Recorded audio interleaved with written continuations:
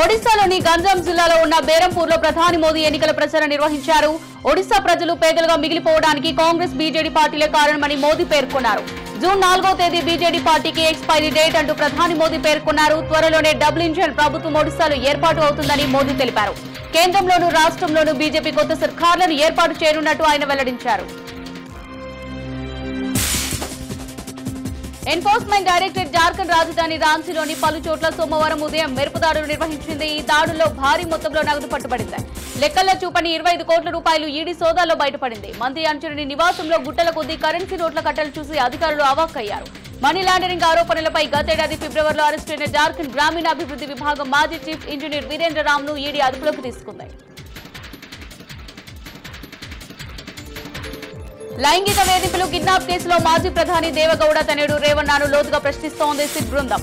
రెండో రోజు బెంగళూరులో రేవణ్ణను విచారించారు. అయితే తనపై అక్రమంగా కేసులు పెట్టారని అంటున్నారు రేవణ్ణ.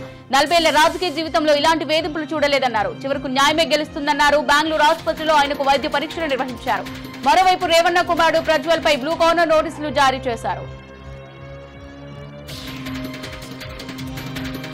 కర్ణాటక డిప్యూటీ సీఎం రాష్ట్ర పీసీసీ అధ్యక్షుడు డీకే శివకుమార్ సొంత పార్టీ కార్యకర్త ఒకరు చెంపచెల్లమనిపించారు. తన భుజంపై చేయి వేశాడన్న కోపంతో విసిగించుకుని జీకే పార్టీలోని మున్సిపల్ సభ్యుడిని కొట్టి వీడియో సోషల్ మీడియాలో వైరల్ గా మారింది. డీకే శివకుమార్ హావేరీ జిల్లాలోని నవనూర్ పట్టణంలో లోక్సభ ఎన్నికల ప్రచారంలో పాల్గొన్నారు. ఈ క్రమంలో ఒకరు డీకే భుజంపై చేయి వేగా కోపగించుకున్న శివకుమార్ అతని చెంప చెల్లుమనిపించాడు. మండి బీజేపీ ఎంపీ అభ్యర్థి కంగనా తడబడ్డారు. ఆర్జేడీ నేత తేజస్వి యాదవ్ పై విమర్శలు చేయబోయి సొంత పార్టీ నేత తేజస్వి సూర్యపై విమర్శలు గుప్పించారు. ఇద్దరి పేర్ల ముందు తేజస్వి ఉండడమే ఆమె గందరగోళానికి కారణం. చెడిపోయిన యువరాజుల పార్టీ ఉంది. చంద్రునిపై ఆలుగడ్డలు పండించాలనుకున్న రాహుల్ అయినా గూండాయిజం చేసి చేపలు తినే తేజస్వి సూర్య అయినా అని విమర్శలు చేశారు. కంగనా విమర్శలపై తేజస్వి యాదవ్ ఎవరి మహిళ అంటూ ట్వీట్ చేశారు. లోక్సభ ఎన్నికల 3వ దశ నేపథ్యంలో బీహార్ కు ఆనుకుని ఉన్న నేపాల్ సరిహద్దును 72 గంటల పాటు మూసివేశారు. సరిహద్దు ప్రాంతాలైన మధుబని, ఖుటోనా, జయనగర్ నుంచి నేపాల్ మీదుగా వాహనాల రాకపోకలపై నిషేధం విధించారు. 7వ తేదీన బీహార్లో ఎన్నికల నేపథ్యంలో పలు జిల్లాల్లో కట్టుదిట్టంగా భద్రతా చర్యలు చేపట్టారు. లోక్సభ నియోజకవర్గాల పోలింగ్ కేంద్రాలను ఏర్పాటు చేయడంతో పాటు ఆయా చోట్ల భారీగా భద్రతా బలగాలు మోహరించారు.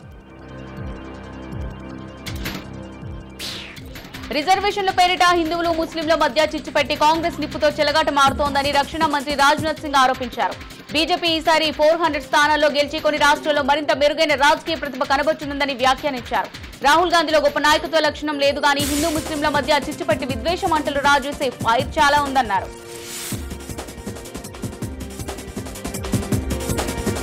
ఢిల్లీ మెట్రో ఈసారి మరో విధంగా వార్తల్లోకి ఎక్కింది. ఓ 16 ఏళ్ల బాలుడు మెట్రో ట్రైన్లో లైంగిక వేధింపులకు గురైనట్టు సోషల్ మీడియాలో పెట్టిన పోస్ట్ సంచలనమవుతోంది. ఈ నెల 3వ తేదీన రాత్రి రాజు చౌక్ మెట్రో స్టేషన్లో ఈ ఘటన జరిగినట్టు చెప్పాడు బాధితుడు. ఆ సమయంలో రైల్లో తాను ఒక్కరినే ఉన్నానని కొందరు తనను వేధించారని వెల్లడించారు. రాత్రి 8 గంటల 30 నిమిషాల సమయానికి మెట్రో రైలు ఎక్కినట్టు వివరించాడు. తన పక్కనే ఉన్న ఓ ప్యాసింజర్ తన ప్రైవేట్ పార్ట్స్ టచ్ చేసి అసభ్యంగా ప్రవర్తించాడని వాపోయారు. సూరన్కోట్ ప్రాంతంలో వాయుసేన కాన్వాయ్పై జరిగిన ఉగ్రదాడికి సంబంధించి కీలక విషయాలు వెలుగులోకి వచ్చాయి. దాడి ఘటనలో పాక్ ఉగ్రవాద సంస్థ లష్కరే తోయిబా హస్తం ఉన్నట్టు సమాచారం. ఈ దాడిలో 3 నుంచి 4 ఉగ్రవాదులు మెరుపుదాడి చేసినట్టు అనుమానాలు వ్యక్తమవుతున్నాయి. జమ్మూ కాశ్మీర్లోని సరిహద్దు జిల్లా రాజౌరి పూంచ్ లో ఉగ్రవాద ఘటనలు నిర్వహిస్తున్న అబూ హంజా ఈ దాడికి ప్రధాన సూత్రధారిగా అనుమానిస్తున్నారు.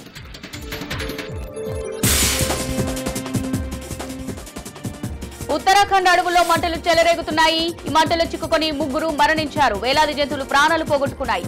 అగ్ని ప్రమాదం వల్ల ఇప్పటి వరకు 1100 హెక్టార్ల అటవీ ప్రాంతం దగ్ధమైంది. రాష్ట్రంలో ఇప్పటి వరకు 886 అగ్నిమాపక కేసులు నమోదయ్యాయి. నిత్యం ఎగిసిపడుతున్న మంటల కారణంగా 61 మందిపై దహన కేసులు నమోదయ్యాయి. ఇప్పుడు అడవి మాత్రమే కాదు మొత్తం పర్యావరణ వ్యవస్థ ప్రమాదంలో పడింది.